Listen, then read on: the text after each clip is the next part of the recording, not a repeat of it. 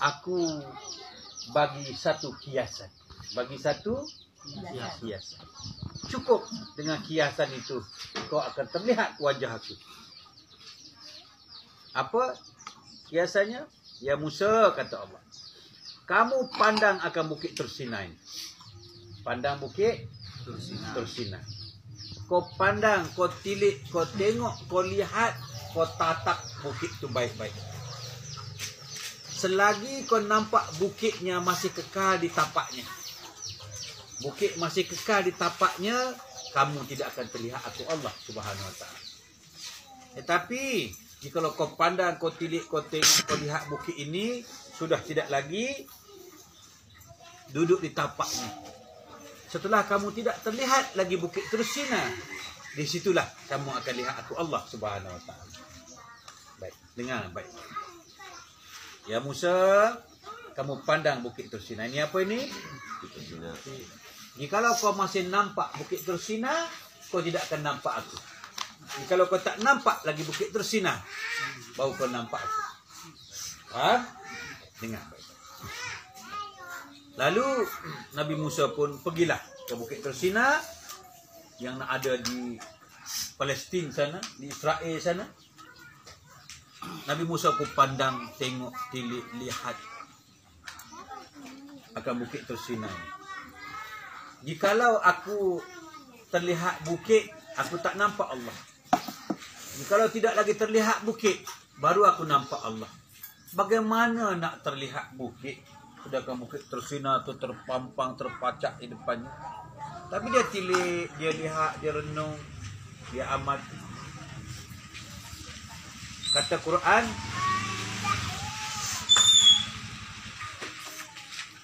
Quran, setelah ditilik oleh Nabi Musa, maka Allah bertajalli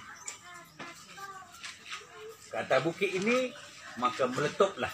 Betul kan? Meletup. Dalam Quran kata meletup. Lalu Nabi Musa pengsan. Nabi Musa habislah cerita. Itu saja Quran kan? Itu saja, habis. Kenal tak Allah?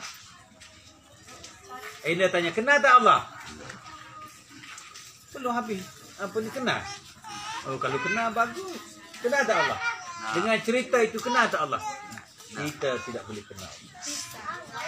Ini. Tanpa bimbingan guru, kita tidak akan faham akan maksud Quran yang berlapis-lapis. Kalau setakat dengar cerita Quran, kita tidak akan mengenal Allah dengan bukit Tursina. Tetapi dengan bimbingan guru, macam mana caranya? Baik, dengar baik. Quran hanya cerita setakat itu saja. Habis bukan? Habis. Lalu guru pun datang mengajar kita. Ananda dikasihi sekalian, barang siapa faham akan kisah Nabi Musa dengan bukit Tursina ini, dia akan mengenal Allah pada hari ini, jam ini, saat ini, ketika ini. Barang siapa faham kisah bukit Tursina, Ananda sekalian akan mengenal Allah SWT pada hari ini. Tapi dengan cerita tadi kenal tak? Tak kenal. Dengan cerita tadi tak kenal. Macam nak mengenal?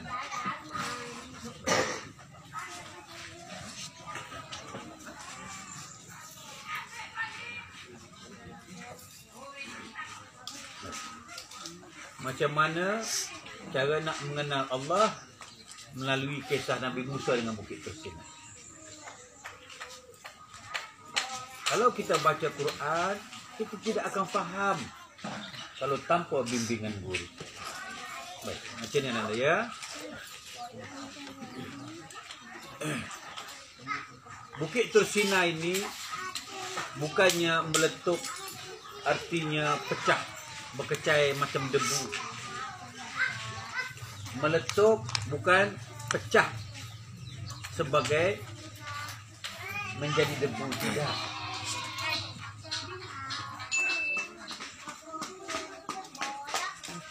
Ada tak lagi bukit Tursina di Palestin sana? Ada. Quran Quran kata meletup. Kalau meletup ni mesti hancur. Kenapa masih ada lagi? Artinya meletup bukan hancur. Kalaupun hancur, ada tak Quran kata bukit itu tumbuh balik? Ada tak Quran kata tumbuh balik? Tak ada. Tapi kenapa masih ada sekarang? Masih utuh bukit Tursinanya. Tak ada pun hancur. Apa maksud meletup? Apa maksud lebur? Macam ni ya. Baik. Ananda yang dikasihi sekalian, bukit Tursina itu setelah dipandang oleh Nabi Musa meletup. Meletup ini bukan hancur. Arti meletup ini hilang. Bukit Tursina dalam pandangan Nabi Musa. Mana bukit? Bukit hanya nama. Serahkan nama kepada Allah. Sudah tak ada nama lagi kan? Bukit hanya sifat. Batu, tanah. Kembalikan batu, tanah kepada Allah. Ada tak lagi bentuknya? Jadi semua diserah kepada Allah. Ada tak lagi terlihat bukit? Begitu. Itu maksud meletup. Bukan hancur. Lagi bukit. Sedang bukit lagi kan boleh lebur. Sedang bukit Tursina lagi kan lebur. Apa lagi diriku? Jadi Rasulullah Nabi Musa pun pandang balik dirinya. Tadi dia melihat bukit. Jadi kalau ada bukit, aku tak nampak Allah. Dah tak ada bukit, baru aku nampak Allah. Lalu Nabi Musa tengok bukit sudah hilang dalam pandangannya. Sudah kembali kepada Allah Subhanahu Wa Taala. Lalu Nabi Musa pun patah balik pada diriku. Baik. Dengar sini ya. Baik. Ini maksud bukit Tursina yang sebenarnya. Bukan Tursina bukit itu. Itu kiasannya. Tursina yang sebetul-betulnya dikias kepada diriku. Sedangkan bukit Tursina lagi kan lebur, ini kan pula diri aku. Mana aku? Nabi Musa tilik aku. Jadi kalau aku terlihat adanya bukit, aku tidak akan terlihat Allah. Setelah tidak terlihat bukit, baru aku terlihat Allah. Jadi begitu juga diri aku. Mana aku? Selagi aku terlihat adanya diri aku tidak akan terlihat Allah. Aku terlihat, kalau ada diri aku melihat, kita tak rasa Allah yang melihat. Aku yang mendengar, kita tak tahu yang mendengar itu Allah. Aku yang gagah, kita tak tahu yang gagah itu Allah. Jadi kalau kita masih terlihat keberadaan diri kita, kita tidak akan dapat melihat Allah. Lalu Nabi Musa pun faham. Jikalau aku masih terlihat diri aku ada, aku tidak terlihat Allah. Mana diri aku? Tangan siapa punya? Kaki siapa punya? Seluruh anggota Nabi Musa siapa punya? Siapa punya? Allah. Jadi terlihat lagi tak Nabi Musa pada dirinya? Maka Nabi Musa pun pengsan. Terus Tursina meletup, Nabi Musa pengsan. Pengsan bukan koma. Pengsan bukan tidur. Pengsan dalam Quran bermaksud Nabi Musa juga karam sebagaimana karamnya bukit Tursina. Jadi kalau aku nampak bukit Tursina, kata Allah, kamu tidak akan nampak aku. Setelah kamu tak nampak bukit Tursina, baru kau nampak aku. Jadi Musa pun balik cerita tu pada dirinya. Selagi aku nampak diri aku ada, aku tak nampak Allah itu ada. Setelah diri aku tidak ada, baru aku nampak Allah itu ada. Lalu Nabi Musa pun pandang, mana aku? Mana aku? Melihat Allah, mendengar Allah, gerak Allah, hidup Allah, tangan Allah, mana aku? Ada tak lagi Nabi Musa?